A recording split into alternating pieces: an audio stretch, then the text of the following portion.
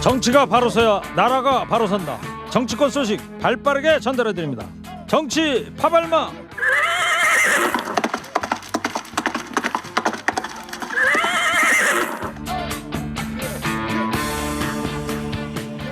지치지 않는 땡벌 봉보로 봉봉 봉봉봉 최진봉 성공회대 교수입니다. 또 청취자분들의 열화와 같은 성원으로 이번 주부터 이분을 다시 모셨습니다. 이봉규 시사평론가입니다. 어서 오세요. 네, 안녕하세요. 예. 뭐 두 분이 본보로 뭐 맞춘 거예요, 뭐예요? 네, 맞춘 거예요. 여기 뭐 이상한 캐릭터. 방송이네.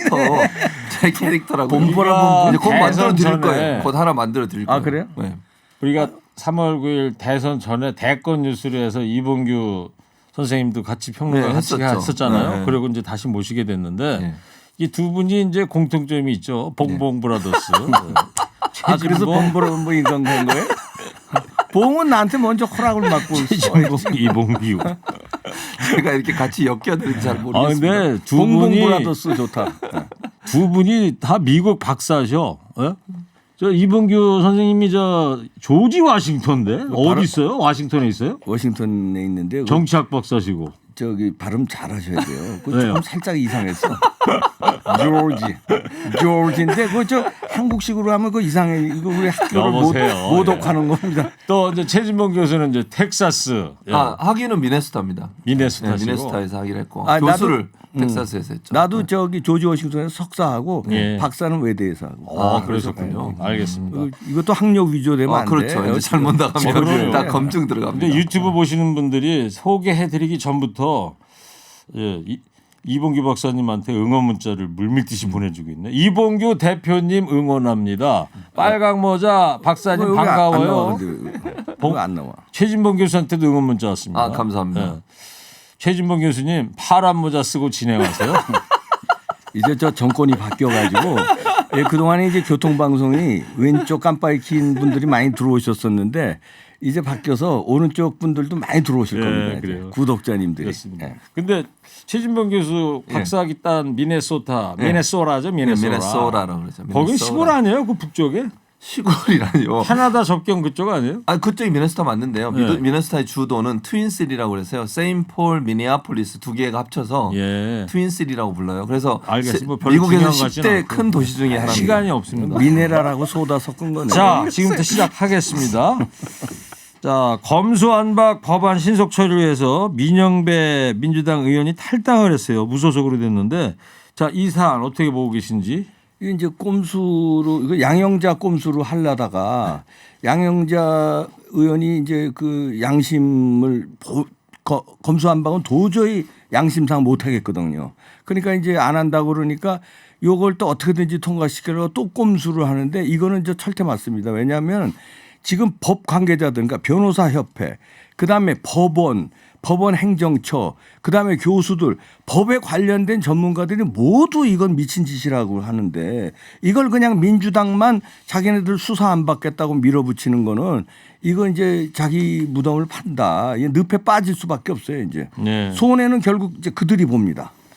최진봉 교수님. 일단 뭐 지금 뭐 비판 받을 수 있는 부분이 있어요 분명히. 왜냐하면 이거는 이제 그 편법이라고 볼 수 있죠. 뭐 부인할 수 없다고 볼 수 저는 있어 봅니다. 편법이지. 아니 편법이라고 볼 수 있고요. 근데 문제는 이제 민주당 입장에서는 국민적 심판을 받겠다는 거죠. 그러니까 이렇게 해서 그 검찰 수사권 폐지해서 하는 것이 당론으로 정해졌고 지금 사실 그걸 처리하기 위해서는 시간이 부족해서 불가피하게 이런 선택을 할 수밖에 없었다. 물론 이제 말씀하신 것처럼 국민들이 이제 판단을 하겠죠. 이게 정말 바른 거냐 하는 부분은 국민적 판단을 받을 수밖에 없어요. 그러나 지금 상황에서 민주당이 이 법안 추진을 멈추기는 어려운 상황이고 추진을 해야 되는 상황이고 그러면 결국 중간에 멈춰서 비판받고 도리어 더 지지자들까지 떠나는 거 이걸 선택할 거냐 아니면 지지자들과 함께 힘을 모아서 정말 막판까지 검찰 수사권 폐지를 할 거냐 하는 부분 중에 두 번째 걸 선택했다고밖에 볼 수 없을 것 같고요. 이런 비판이 있을 거 몰랐겠습니까? 알고 있었지만 결국 이제 지지자들의 그 지지 이런 부분들과 함께 가는 길을 네. 선택한 것 같습니다. 저는 이제 민주당은 이제 국민들 하면서 국민들 눈치를 안 보고 이제는 지지자들조차도 눈치를 안 보는 것 같아요. 오로지 우리 편들 감옥 안 가면 무슨 짓이든지 다 한다. 지지자고 뭐고 없다. 이런 걸로 이제 지지자한테까지 외면당합니다. 이제. 이게 감옥 안 가는 건 아니고요. 감옥 가는 직접적인 연관이 없습니다. 이건 자꾸 이렇게 프레임을 만드시면 안 되고요. 감옥 가는 거와 관계없이 검찰이 이제 수사권과 기소권을 같이 갖고 있는 부분에서 사실 지금의 국민의힘의 전신들도 다 그 문제는 문제가 있다고 말씀을 하셨어요. 지금 이제 속도론의 문제인데 속도를 이렇게 급하게 하는 거냐 마는가의 문제이지 사실은 지금 뭐 그 국민의힘의 전신인 정당들에서도 수사권 기소권을 분리하는 것은 긍정적으로 평가하신 게 많아요. 그러니까 저는 그 부분의 문제는 아니라고 봐요. 이걸 급하게 하는 거냐 마냐의 문제라고 봅니다. 지금 양양자 의원이 이제 민주당에 있다 이제 무소속으로 됐고 네. 사보임 됐었는데 20명 정도가 이게 검수안박 이게 법안이 통과되면 민주당 의원 20명 정도가 수사를 감옥 간다. 받게 될 것이다. 감옥 가게 된다. 이런 이야기를 들었다고 그러는데 그 네. 출처는 있는 건가요? 누구한테 들었다? 출처 있잖아요. 누가 그런 얘기를 했다는 거예요? 아니 양양자 의원하고 또 자기도 들은 사람이 또 나왔던데요.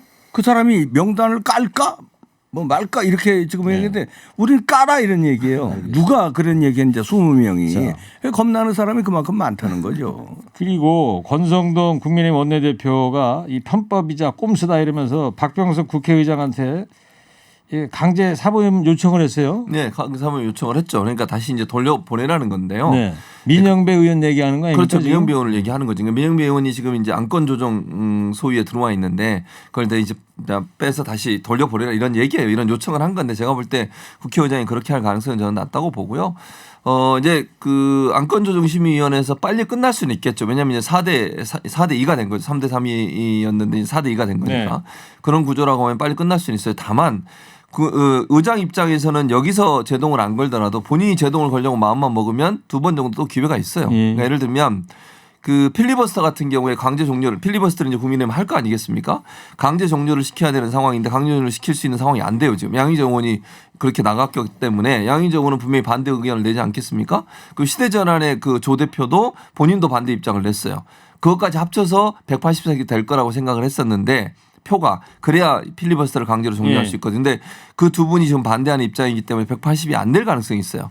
그럼 결국 의장이 나서서 회기를 종료하고 다음 회기를 시작을 해야 되는데 그걸 할지 안 할지는 모른다는 거죠. 네. 두 번째는 그렇게 회기가 종료가 돼서 다음 회기에 바로 상정이 되더라도 의장이 만약 안건 상정을 안 하고 합의에 오라고 계속 요청을 하게 되면 그렇게 되면 또 올라올 수가 없어요. 그러니까 지금의 민주당의 스케줄이 100% 그대로 될 거다. 그렇게 지금 장담할 수 있는 상황은 아니고요. 국회의장이 키를 쥐고 있다고 저는 봅니다. 근데 박병석 씨는 이제 더 이상 올라갈 자리가 없잖아요.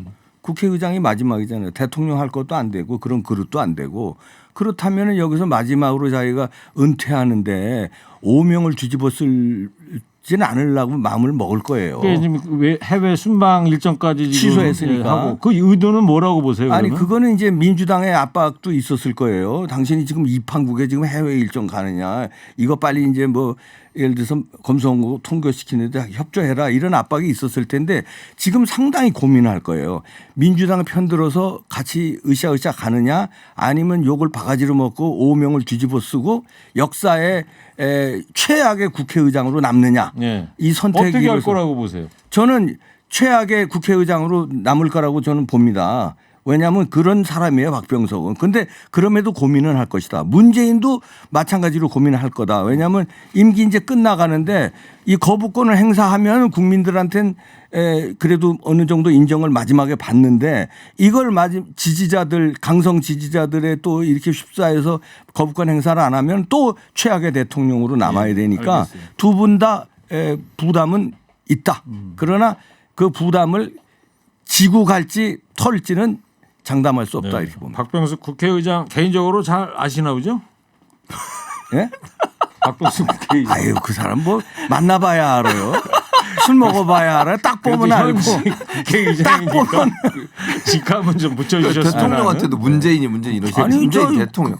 그쪽들도 저는 그렇게 안 합니다. 자 알겠어요. 아니 그쪽도 박근혜 뭐 이러니까 저도 이제 이렇게 한번 슬쩍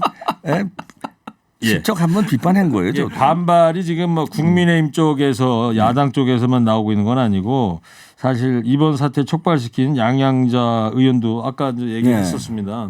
비판 대열에 좀 나섰단 말이에요. 그러다 보니까 민영배 의원이 다시 사보임이 된 건데 이 내용을 저희 허리케인 라디오에 허숙 기자가 있어요. 후배 기자인데 양양자 의원 발언 취재 좀 해오라고 시켰는데 참 잘 해왔을라나 모르겠네. 한번 들어보겠습니다. 양향자 의원은 강경파모 의원은 특히나 검수완박안 하면 죽는다고 했다. 다른 분한테서는 검수완박을 처리하지 않으면 문재인 청와대 사람 20명이 감옥 갈 수 있다는 말도 들었다. 입장문이 유출되니까 내가 국민의힘에서 대가로 과학기술정보통신부 장관 자리를 약속받았다고 하는 말까지 나오더라. 너무 황당했다. 정치를 안 하더라도 국익을 위해 양심을 믿고 가야겠다 생각했다. 라고 밝혔습니다. 이상 허리케인 허수기였습니다. 취재해왔다 AI입니까? 그러는데 다 보도된 거 그냥 읽기만 했는데 허수 기자인데 중간중간에 반말로 하면 안 돼요. 방송이니까 항상 존칭을 좀 해주시고. 자, 양양자 의원 쪽 얘기를 들었는데 이봉규 박사님 어떻게 보십니까? 올바른 판단이라고 보고요. 그게 상식이잖아요. 그러니까 상식대로 국회의원답게 판단했다.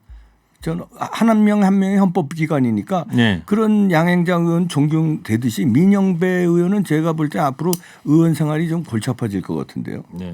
네, 그런 그리고 식으로. 최 교수님, 네. 조응천 의원하고 김혜영 전 최고도 이제 비판 대열에 합류를 했어요. 네, 그렇습니다. 조홍천 의원도 이제 속도 조절을 얘기했어요. 그러니까 뭐 기본적으로 수사권 폐지 문제를 반대하는 입장은 아닌데 너무 수사 기소 분리에는 네, 찬성을 하지만 너무 무리하다. 네, 그렇죠. 지금 상황에서 너무 무리하게 이제 이렇게 밀어붙이는 거에 대한 우려를 얘기하고 김혜영 최고도 저는 같은 입장이라고 생각해요. 그러니까 이제 민주당 내에서 반대 의견을 있는 분들도 대부분은 수사 기소권의 분리 그리고 검찰의 수사권 폐지 문제는 동의를 하지만 지금 너무 급박하게 진행되는 상황에 대한 우려를 표명하고 있다 이렇게 볼 수 있습니다. 예.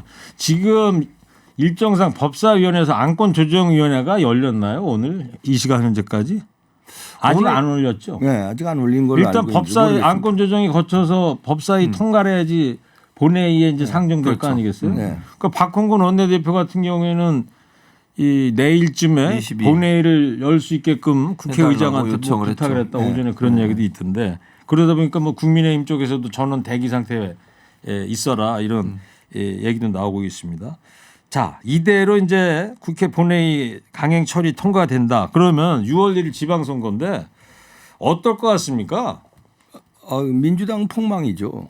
정상적인 선거라면 제가 여기서 뭐 부정선거 얘기는 안 하겠습니다만은 정상적인 선거라면 민주당은 철퇴 맞습니다.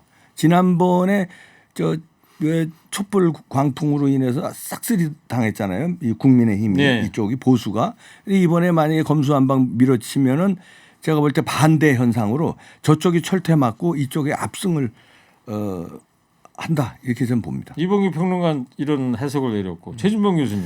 저는 좀 지켜봐야 된다고 생각해요. 왜냐하면 지금 이제 이게 5월 10일 취임식 전까지 하겠다는 거잖아요. 근데 아까 말씀드린 건 어떻게 될지 모른다고 제가 말씀을 드렸죠. 그러니까 그때까지 처리가 될지 안 될지는 몰라요. 이거는 저는 그렇게 지금 저는 보고 있기 때문에 그때까지는 이 이슈가 중요한 이슈가 되겠죠. 근데 이제 그 이후에 선거 운동이 본격적으로 시작되면 한 2주 반 정도 선거 운동을 하게 되는데 네. 1주, 2주, 3주 정도 되네요. 3주 정도 하게 되는데 그러면 이제 지금 현재는 청문회 이 문제 많은 후보들 지금 이슈가 쑥 들어가 버렸어 이것 때문에.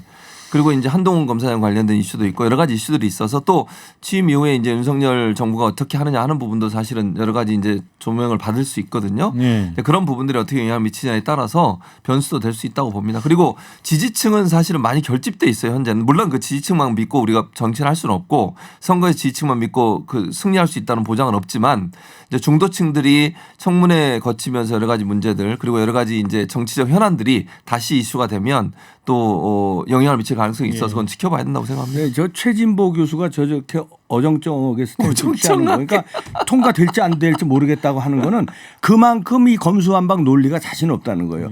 웬만하면 저 양반이 저렇게 할 양반이 아니에요. 저 봉자 들어갔는데 아니, 그건 아니에요. 아주 아니, 왜 이러세요? 무지막지하게 그냥 아니, 한쪽으로 잘 보세요. 하는데 이렇게 될지 왜 저렇게 될지 이러십니까? 모르겠다는 아니, 거야. 자신이 없는 거야. 아니, 논리가 논리는 자신 있어요, 약한 모습 저는. 보인다고 그러는데요. 네, 저는 논리는 맞다고 아니 생각해요. 검수완박 논리가 맞다는 거예요. 맞다고 생각해요. 저는 알겠어요. 그거는 맞다고 생각해요. 근데 이제 아까 말씀드린 속도 조절 검수완박 문제는 논리부터 하자 그러면 그 시간이 너무 많이 안 걸리죠. 되니까. 저는 그거 맞다고 생각합니다. 여기까지 하고요.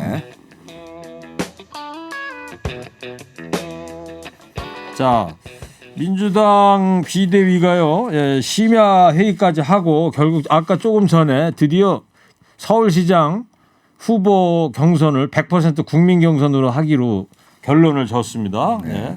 전략 공천을 하니 뭐니 하다가 예, 잘했죠. 자 어떻게 보세요, 최진봉 교수님? 저는 잘했다고 생각해요. 그렇게 당연히 해야 된다고 저는 봅니다. 왜냐하면 이게 개파 싸움으로 비춰질 수도 있고 전략공천 관리위원회가 이렇게 하면 안 돼요. 누구는 배제하고 누구는 들어오고 또 누군가를 옹립하기 위한 하나의 수단으로 보일 수 있잖아요. 이건 절대로 안 됩니다. 지금 잘했다, 서울시장은 하여튼. 잘했죠. 왜냐하면 그만하라는 말씀이신가요? 서울시장은 지는 상황이 지금 하는 거예요. 얼마나 불리합니까 지금. 이봉규 평론가님. 이제 궁여지책이다 전 보는데 이거 지는 길로 가는구나. 왜냐하면 여론이 지금 송영길 이쪽으로 가니까 안 좋거든요. 당내 분위기도 안 좋아요. 거기다 친문 친명 싸움이 일어난 분위기도 있으니까 야 이거 정리해야 되겠다. 그 정리는 전략 공천 안 하고 그냥 경선으로 가는 게 깔끔한 정리 아니니까 궁여지책으로 하는데 여기서 궁여지책을 했는데 이제 친 이재명계와 친 문재인계가 이제 물밑에서 지금 싸움이 시작됐습니다. 이게 어떻게 정리될지 민주당은 이제 고라파졌어요. 그러면 지금 다른 카드도 막 만지고 100% 있다고 그러더라고요. 국민 경선이란 말이죠. 50% 당원, 50% 시민 이것도 아니고 전부 다 전화 여론조사로 한다는 거 아니에요? 네. 그러면 이 경선 무대에 송영길, 박주민 의원 말고 누군가 또 포함이 될까요? 어떻게 보세요? 지금 만지작거리는 게 뭐 몇 사람들이 있더라고요. 박영선 전 장관. 박영선 장관도 있고 그다음에 뭐 손석희 카드도 뭐 장난삼아 손석희 앵커요? 장난삼아 꺼내는지 어쩐지 분위기 잡으려고 그렇게 따지면 꺼내는지 뭐 모르지만 기사에 나온 것만 따지면 유시민 뭐 전 의원 얘기도 유시민 나오고. 얘기도 나오고 있는데 그거는 그만큼 이제 궁여지책이 여기저기서 나올 수밖에 왜냐 확실한 카드가 없다.